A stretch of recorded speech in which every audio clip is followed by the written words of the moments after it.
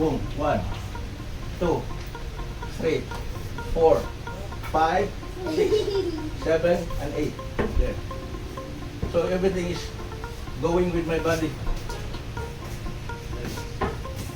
So that's what we're proving, that you can work with an art with a big stick with whatever martial art you have.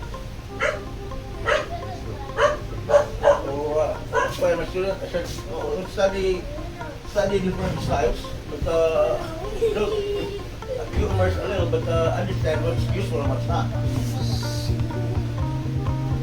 And then if you learn, then put the art with a big stick in there. Put your lihok, that's why lihok is movement. Put the lihok, the body coordination, the mind, in there. Okay, start here. I won't move so that he can hit me. Move, boom, okay? If my stick is not here, it's gonna strike my wrist here, the bone. That's why we start here and drop our weight there. You know, kaya ganito. Boom, see? Just barely miss me. No need to open up. There. See my preparation? I'm moving, but my hands are here to clear. And he's also prepared. See? Boom.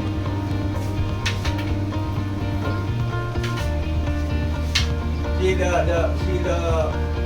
timing? While I'm traveling, he's also traveling back. I'm going backwards, he's going in. There.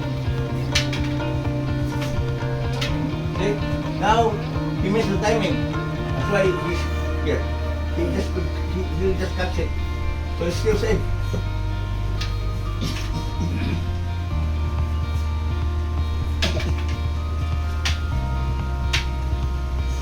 He's using his body. Of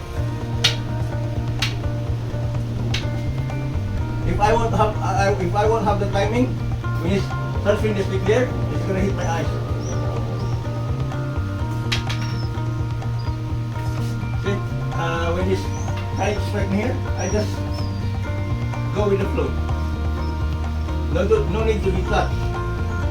I'm always feeling this stick and monitoring him. And this one here also, usually you're doing this, but this could go in like this. See, you're open. Drop the knee, Darren. Drop the knee, girahin ko. Ayaw. Drop the knee, dehydrate. Ayaw na. Boom. See? He knows how to adjust. He puts his weight out because if his weight is here, this is not very painful. The most painful part is the end.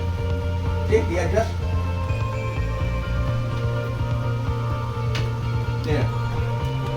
He clips because his stick is under.